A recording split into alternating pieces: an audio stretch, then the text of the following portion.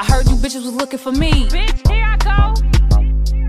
Y'all, what is up? Your girl G here. Thank you for tuning into my channel. I know I have been MIA, but your girl, I done got this new job and it has been sewing up most of my time. Part of it I'm glad about because now bitches getting paid, but the second part is like, damn, I don't got no time to really just come and talk to you, you know, like I want to. I promise you guys though, I'm never gonna forget you. A video might be late, but best believe a bitch is gonna get it to you, all right? All right, dang, this piece of hair do not want to stay back today. Stay. Okay, so yeah, you know what we gotta talk about. I'm sure y'all been waiting on it. Real Housewives of Potomac, y'all.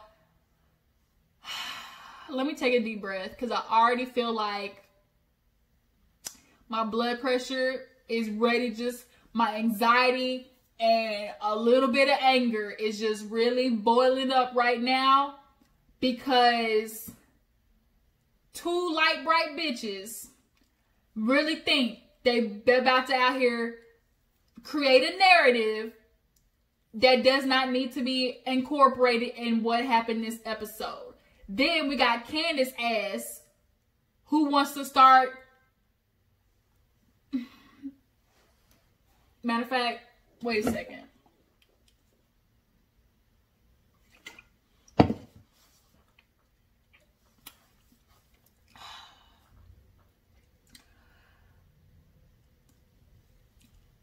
Okay, I just had to take a drink because Candiace, Gizelle, Robin, partly Wendy too, you bitches are gonna make the situation way more exacerbated than it has to be.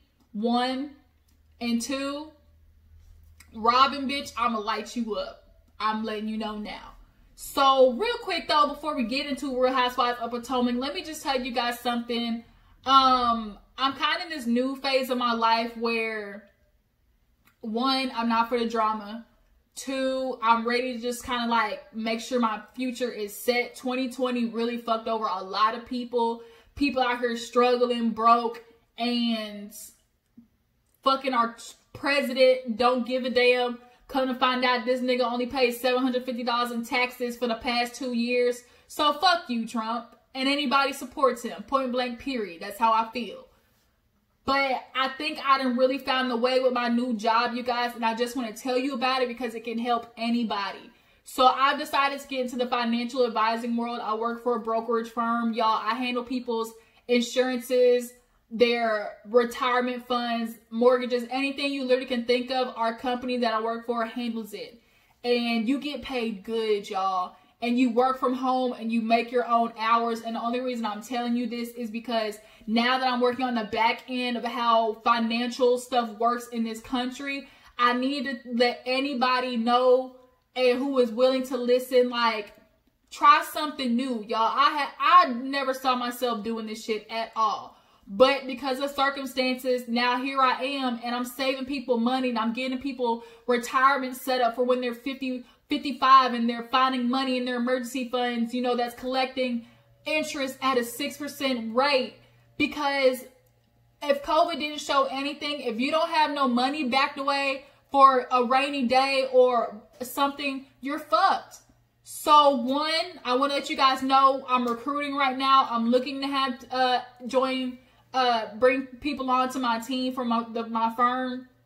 So if you could use an extra $1,000 starting out a month, comment below. If you know anybody who could use that, comment below. Secondly, I'm really helping a lot of people right now with life insurance because, one, life is unpredictable. And you got kids, you need to make sure that you have something left over for them, period, to take care of your family. Primerica covers it. That's the company I'm working for.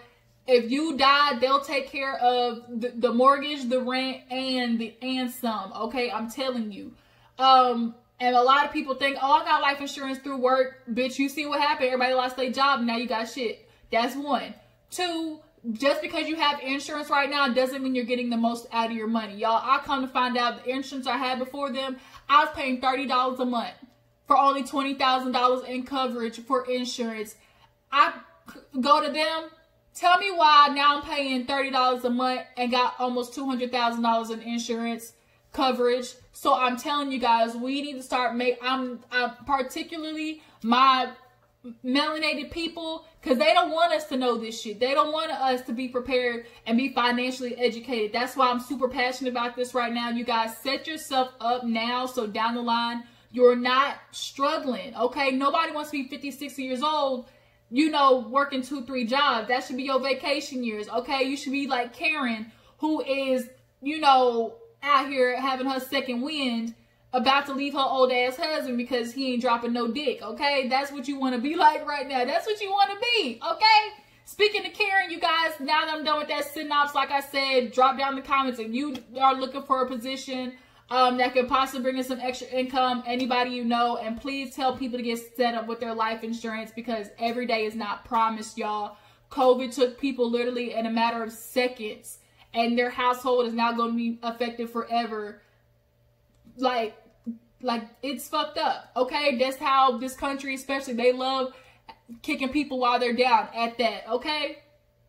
Enough about that. Yeah, like I was saying, Karen, bitch Karen, yeah, I fucks with you. I really fucks with you. Like, you know, Karen was, I can kind of take her or leave her. But after this season, Karen, you get my seal of approval, because the way you check them 2 light bright bitches who I'm about to get into, thank you. Okay, so let's go ahead. Let me take a quick sip because I'm getting stressed.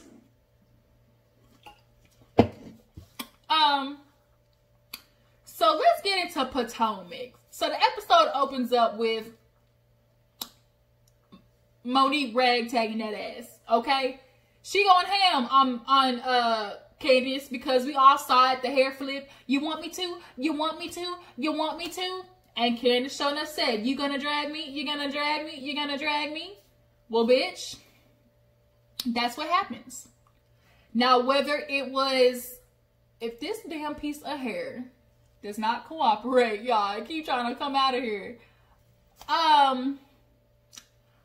Let's start by obviously recognizing this. Monique has been wrong for the past 2 episodes. It is very clear that she has been harboring some stuff when it comes to Candiace. She has been allowing a lot of stuff to build up when it comes to Candiace. And last but not least, she allowed Gizelle's old green-eyed heifer ass. She allowed Gizelle to hype up her anger in regards to Candiace.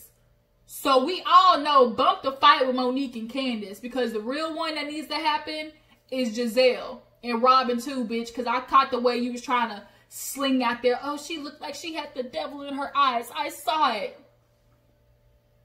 Really, Robin? You must forget, bitch, we got instant replay.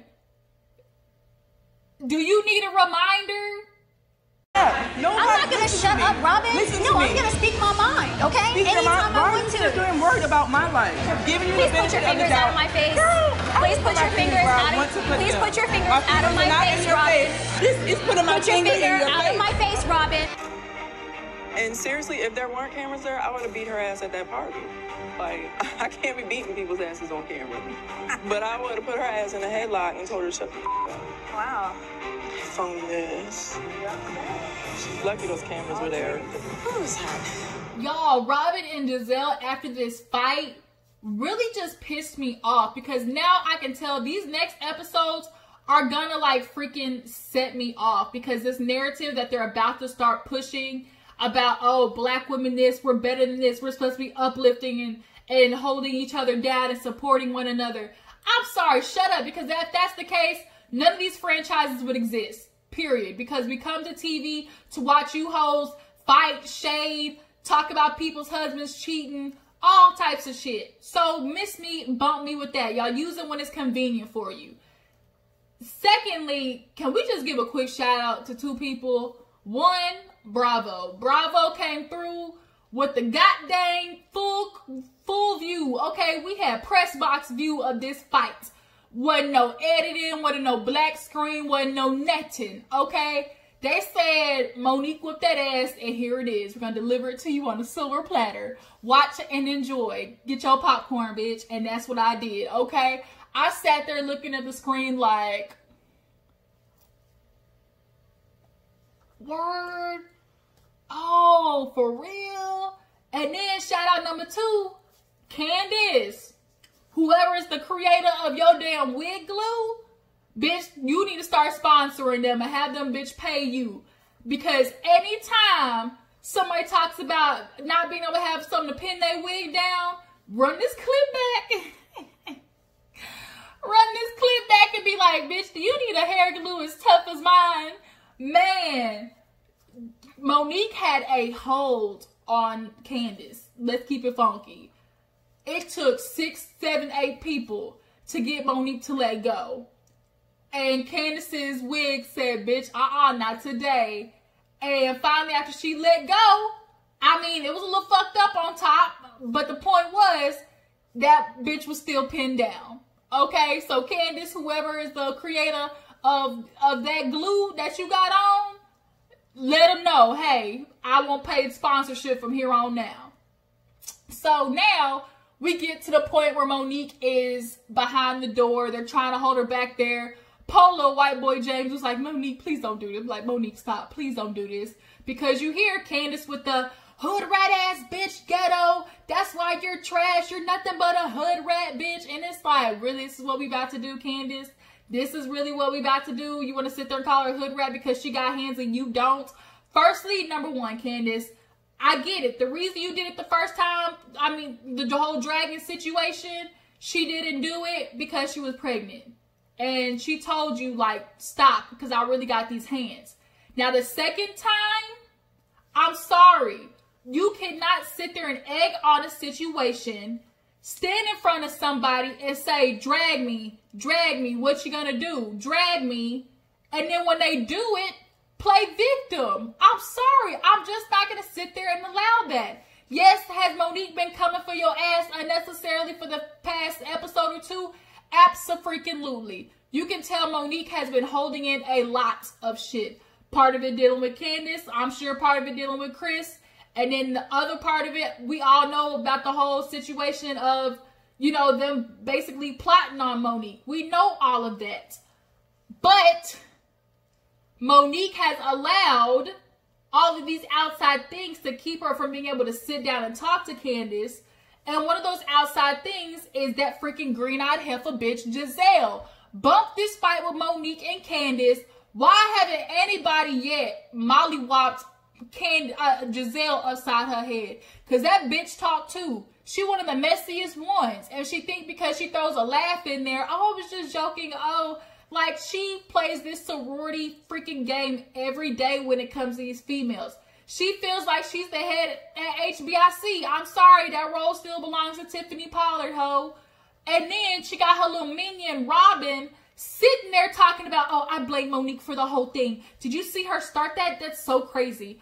I had Karen, y'all. Karen, the real MVP, because Karen before, I could have just took her or leave her. But this season really got me rolling solid with Karen. She cut that shit out real fast. What you're not about to do is put all of Monique because they both were egging each other on. And the fact that, you know, they've been waiting to get rid of Monique, especially Gizelle. Ever since she tried to be shady, talking about, oh, you don't have a home. And Monique was like, no, I got 4. Ever since that happened, she has had her eyes targeted on Monique, period. And we all know it. So now, we got Wendy. Oh, my God. This is what we've been trying not to do. Oh, my God. You know, here you are making us look bad as black women. Wendy, shut up. Shut up. Shut up. Shut up. Bitch, shut up. Candiace, you stop running your goddamn mouth. And she said that, okay, after she gets pulled to the side, Ashley comes back like, what in the hell just happened? And she was stuck. And she got filled in on everything. And they got Candiace to the car. Candiace, your ass need to start cooperating because goddamn producers are sitting there like, Candiace, get in the car, honey. Please get in the car. She's like, why am I being the one taken away? Bitch, if you don't hurry to get in this car, I'm trying to save you. Okay, it's for protection, honey. Get your ass in this car. And had she not got in, Monique was literally 2 seconds from ragtagging that ass again because she went blank and was going ham. So now Candiace finally breaks down in the car after Karen them put her wig back on straight and put a hat on. She calls Chris to be like, oh my God, Chris, Monique just tried to fight me. She tried, Bitch, what do you mean she tried to fight you? Girl, she did. She beat your ass up.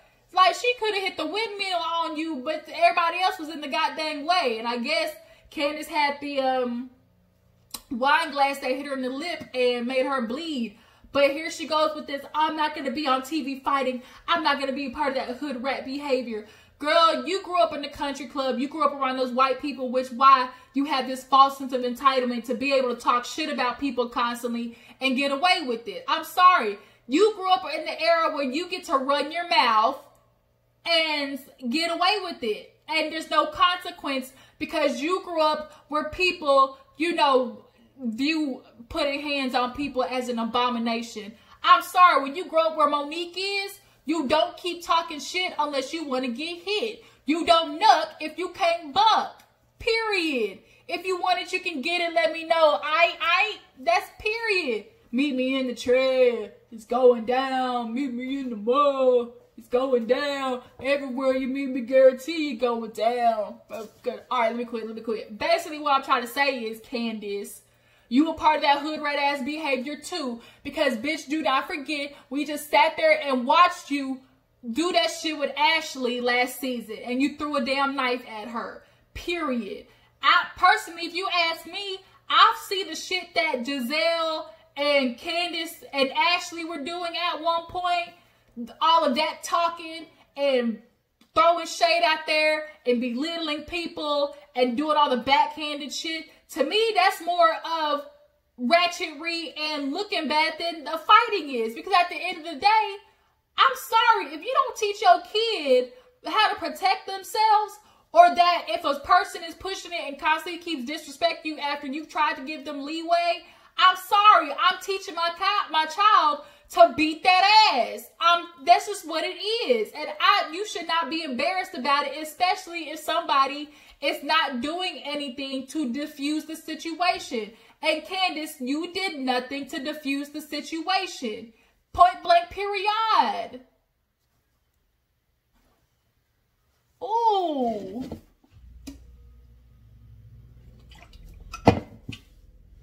Ooh. So now, she's gone. Monique's gone. She's calling Chris, letting her know they got into a fight. He mad, talking about this is embarrassing. She don't care. She like, I've been waiting to whoop Candiace's ass, which is what it was. It's the truth.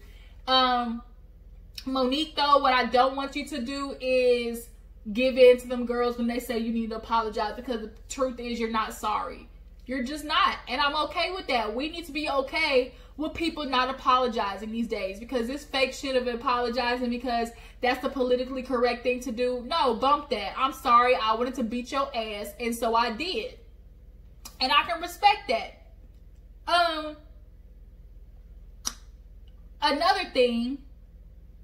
Dang, I just lost my train of thought. Ooh, Lord. My memory, you guys, lately has been so bad. I don't know if I want to test it to, you know, me smoking and it's finally catching up with me.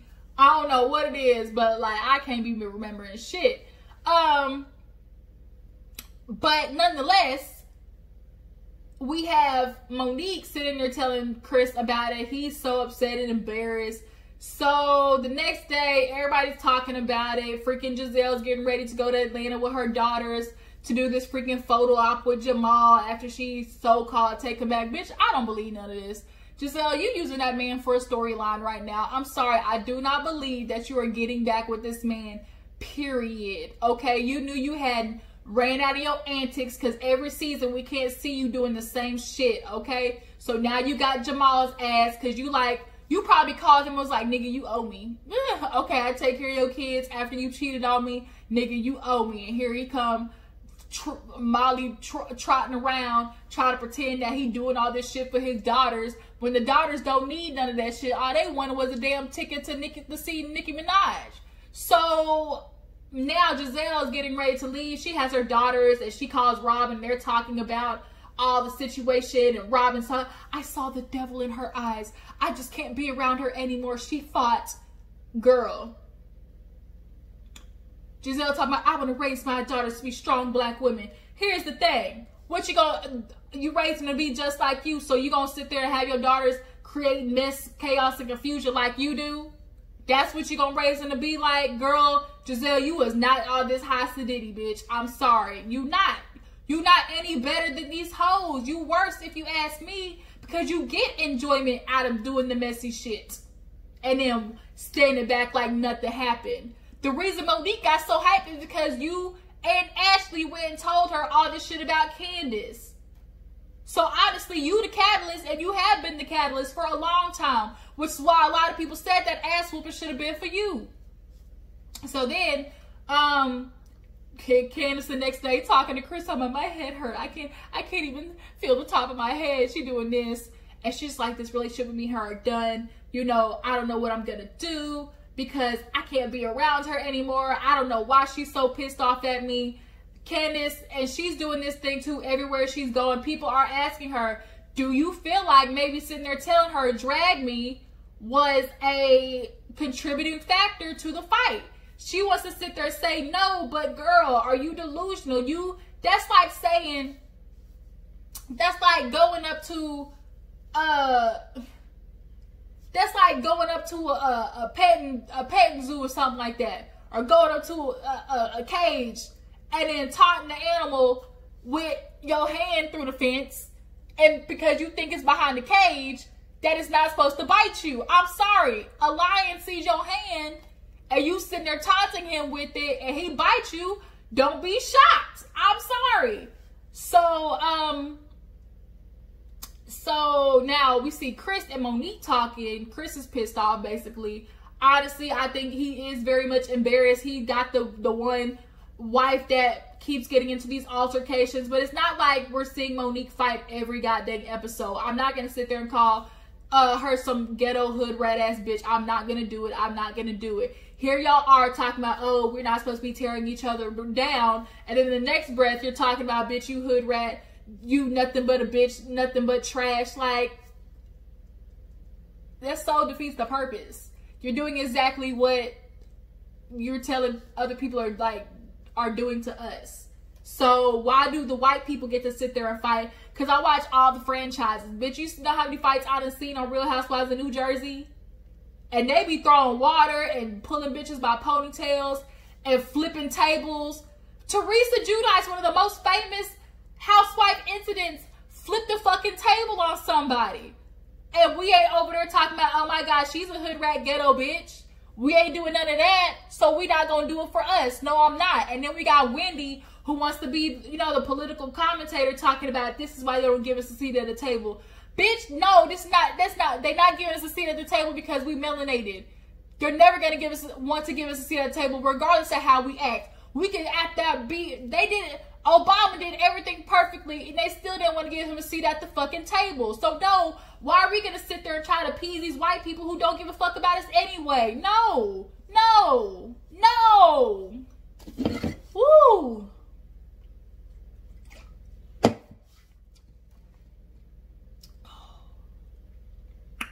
Moving on. So Karen and Ray, y'all, Polo Tink Tink. She's doing something good for Ray. She is trying to do something for his birthday. She needs to rekindle some things with him. She realizes, you know, she needs to do better. She's been super busy with La Dame fragrance. Ray feels like, where you been at? And I get it, Ray. I know you used to be the breadwinner. You used to be the one that's super busy while she stayed at home taking care of the kids, looking young, nice, and ready for you to fuck when you got home. But it's not like that anymore. Okay? Roles have switched, and he does not know how to deal with that. She is talking to him about what happened with Candiace, and he like, well, damn. And then they talk about what happened with Michael. And Ray messy as fuck. She's like, girl, Karen was like, yeah, he said that he didn't sleep with her. So he's like, you went to the bed, didn't sleep with her? So everybody gonna talk about if he's still gay? I was like, damn, Ray. If he didn't sleep with that bitch, why not? First of all, Michael, nobody believes that shit. I don't know who you think we are, but we did not believe that you literally made it to step 4 and then stopped before you got to the final step 5. Miss me with that bullshit. Because you were in your boxers in the picture, Michael. If you fell asleep drunk, that means you would have woke up with your goddamn suit still on your ass. So now they do the birthday dinner. She's trying to do everything for him. You know, stuff is kind of like awkward. So she wants to do a life coach scenario with them because maybe this will kind of help them rekindle stuff. So speaking of Michael's old white ass, oh Lord, Michael, he gets on my fucking nerves. Ashley is starting to wisen up, y'all. She played dumb. And Ashley, all of us was worried about you for a minute, bitch, because every time Michael said jump, you said how high. But now we're starting to see, okay, you changed the board from chess to checkers. You starting to realize you the queen on the board and you hold all the power, especially when you got a good for nothing nigga who can't keep his dick in his pants and don't know whether he want dick on Wednesday and pussy on Friday. Like, girl, I'm glad you get with it. So she got Dean. First of all, let's talk about Dean real fast. I'm sorry, this video gonna be long, but I can't help because these, ooh. So Michael gave Dean to Ashley as a contingency prize. I guess we're gonna give it. She been asking for a baby. He feels like, oh, she's gonna be the one to take care of it. I give her a baby. All I gotta do is give her money. The baby will be taken care of. And that's what it is. That's what Michael is getting out of this situation. Unfortunately, you done knocked that bitch up again. So now Ashley's realizing, oh, okay, I got a little pool here. Not only do I got one seed, I got two. Oh yeah, I'm gonna do something with this. Especially his ass keep cheating. Now a lot of women have wisened up. When you get with a man of stature and power, you put a cheating clause in there. You cheat on me, nigga, I get half. Period. Keep your dick in your pants then. And then if he starts fighting about it, then that already goes to show you, oh, if you argue with me, why you worried about it? If you're not going to cheat on me, why you worried about me putting it in there? And if a nigga fight with you about it, bitch, you need to walk the other way or just stick with it. And if he cheat on you, collect bank at the end of it all. So she sits down with him. It's like, where did we go wrong? He said, I was losing affection. I wasn't feeling things from you. You know, it wasn't like how it used to be when we had fun. And basically fun to him was, I didn't get the young, hot, free Ashley that would let me sit there in the corner and watch her lick pussy. That's what Michael was missing. I'm sorry. She did that in the beginning to appease you, to hook you on the line, you know, to show you were, like, show you she was down for a good time. She was a girl that would be there for you. Basically, she just did all that stuff to get you on the line. Now that she got you, what's the point of still doing that shit? But now he's like, oh, and she's like, well, I mean, okay, yeah, but like, I was like, she didn't go out and cheat, but Michael, you keep going out and cheating. Not only do you keep going out and cheating, you're doing it very disrespectfully. You don't even go out to another state. Like, you don't even go out to another country. Like, you be doing it right in your own backyard. And the fact that you have never tried to really hide, the fact that you're going out there and doing this shit just goes to show how entitled you are, one. And two, either Ashley, you know, y'all got some arrangement, or he truly, honestly does not give a fuck about you and is waiting for your ass to leave. Maybe he doing this shit on purpose so he can stop taking care of your ass and his baby. So she's like, I want a post-nup agreement if this happens again. I said, okay, Ashley, all right. What Law and Order episode you watched that got you speaking up, girl? Because the prenup was 5 years, she get half. But we all know he wasn't going to give her half. So now, in specifics, in the post-nup, it talks about what you have to get, like, verbatim. So he would have pulled yeah, that's something we could look into. Boy. Michael, your dick in between your legs now. You better stop it. I mean, we all know you can't, but, you know, at least Ashley, girl, you gonna figure out something. Got you, your 2 babies sold up. Now, I'm sure your mama gonna definitely be happy. Y'all gonna get one big old house. You stay upstairs, she stay downstairs with her little no good for nothing nigga sitting on the couch. And Michael, go get tested. Okay? Go get tested. Yo nasty old wrinkly dick ass. Moving on. So Gizelle, y'all, she makes it down in Atlanta with this goddamn restaurant. I'm sorry, Jamal just did that shit for a photo op. He using Gizelle, Gizelle using him The daughters don't buy into it. The daughters look at their dad with the pure face of disgust. They don't trust him. You can tell. You can definitely feel like they are lacking a genuine feeling from him. Like, you can just tell the daughters are just not here for his ass. And the fact that Gizelle is really not considering, oh, she wants to call it bringing the family back together, but the girls are good on that nigga, okay? They good. They good. So the restaurant, first of all, I get you in a creative legacy, but everybody knows restaurant is one of the worst businesses to get into. 90% of them fail the first year.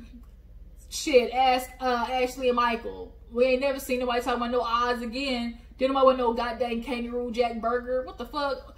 With goddamn chicken on the barbecue. Nobody want that shit. So, oh yeah, Gizelle told her dad about getting back with Jamal. Now, in the meantime, the dad said, oh, I just want you to be happy. Little did we know. He was doing what most did. They just say, oh, I'm going to support you. You know, he's definitely a big part of her life. But at the end of the day, he knows Gizelle is a strong woman and don't need to be with a nigga like Jamal, period. Chico, cut it out. So, at Arizona's, he loses it. He was trying to sit there and be cool, but y'all, he got so sick to his stomach and was just like, I can't do it. What's she doing with this? Like, what is he doing? Like, he got 6 of baby mom was like, you're better than that. Like, everybody knows Gizelle's better than Jamal, but she's gonna get back with him because 1, she's scared to open up herself again. 2, she gets publicity from it. 3, if she gets cheated on again, at least it's by a nigga that she knows is good for nothing instead of getting with a whole new dude and having to get re-hurt. At least with Jamal, she knows it's familiar, and if he cheats, like, for her, it's like, oh, he just did it again. But y'all, I feel like I missed something. Oh, Karen and Ray. Hold on, you guys, I'll be right back. All right, y'all, I'm back. Had to go take care of some things real fast. Okay, so we were talking about, last but not least, getting into Karen and Ray. So they end up doing this life coach situation, and basically Karen kind of finagled Ray into a therapy session, and they end up finding out simply that Ray has fallen out of love with Karen. He got into this situation in this relationship thinking that he was always going to be top dog. He married her while she was young, didn't have nothing. He was the Black Bill Gates, and he was looking for that little young light-skinned thing to be on his shoulder. And Karen was that. And what most men seem to underestimate is a woman getting fed up with just being content with the husband doing everything.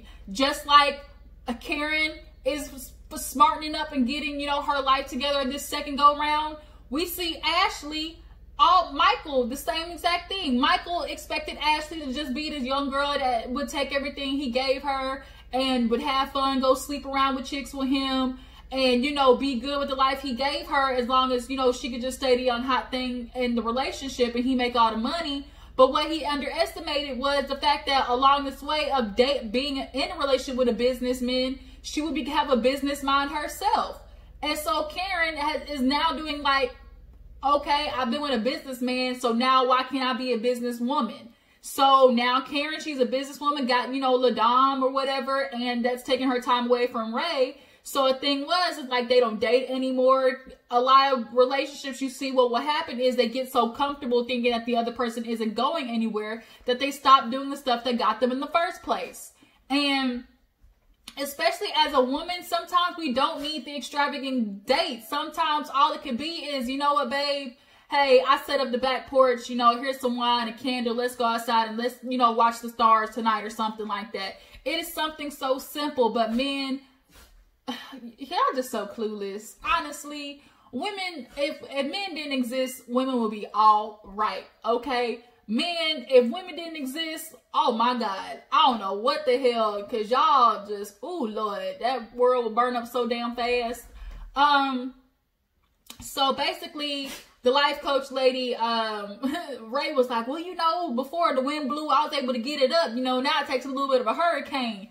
Basically, Ray needs to pop him a couple of pills. Ray, go get you a little Viagra, a prescription. If that don't work, that's okay. Because honestly, we all know Ray right now, he 1 foot on a banana peel. So he fall down them steps the wrong way. It's night, okay? That's it for Ray, okay?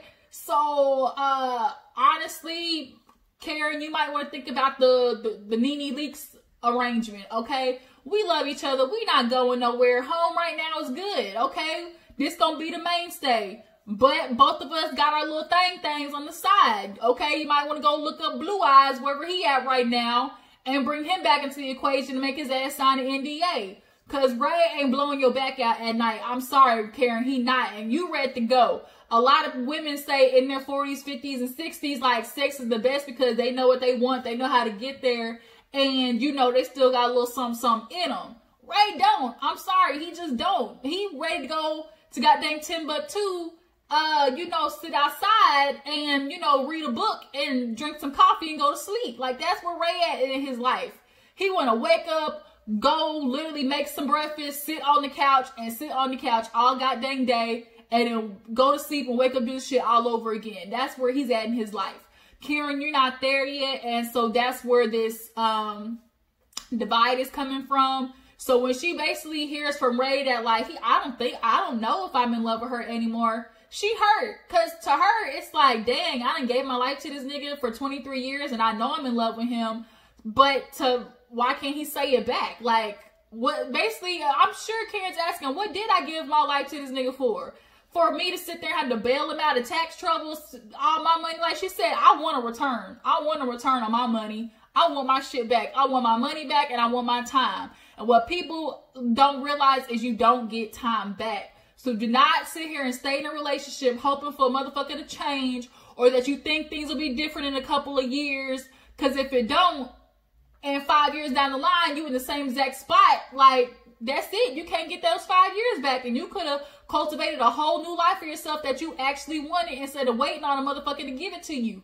Period. Okay? And that's some old wise woman logic and wisdom and advice. Okay? But that's the end of the episode, you guys. I know this review is kind of a little bit long, but I just had to go in through these bitches this episode. Next week probably gonna be another long one too, because I can already tell Gizelle and Robin, I'm gonna have to light y'all asses up again. Speaking of Robin, okay, Robin, this is what's gonna happen. Robin, you take your ass home and figure out why the hell Juan took so long to marry you, okay? And get you a new storyline. You ain't had no real storyline for the past 2 years. What your storyline should have been this season? What happened to you and Juan doing all these ventures together? We saw you goddamn doing everything with the houses, and I thought you had like a lip gloss line and all this type of shit like that. Where that at, Robin? Where is it at, huh? But no, every time your story talking about you revolves around Juan, which is the problem, because your life has always revolved around Juan and his philandering ass dick while he out there getting a tour of the world and all the women around the world, But here you are staying at home, cultivating his 2 boys, growing them up to be men, cooking, cleaning, and while he get to come home, wash his dick off and then stick it in another woman because you stuck in the bed sleeping because you want to sit there and call you your man, your boyfriend and everything. Robin's logic right now is, I'd rather have part of him than none of him at all. And that's sad because, girl, you sticked around way too long for this man to the point where at this point you got a consolation prize. For him, it's like, well, she been here, she been rocking me this long, so I guess I might as well give her a ring. That's what you got, bitch. Remember that, okay? The next time you want to judge somebody else, remember where the fuck you came from. How you doing? And I'm done. That's it. Drop mic. That shit just pissed me off getting into Robin because, ooh, you a follower at that. You let Gizelle hype you up. Honestly, let's keep it real. If Gizelle didn't have this issue with Monique, we can all see that Robin and Monique actually probably would have been really good friends. Ooh, I swear. What should have happened? Just one good punch. Just one good, like, boom. That's all we needed. Like, that's all. Just one good, you know, that's it. And then you walk away and be like, bitch, that was a taste.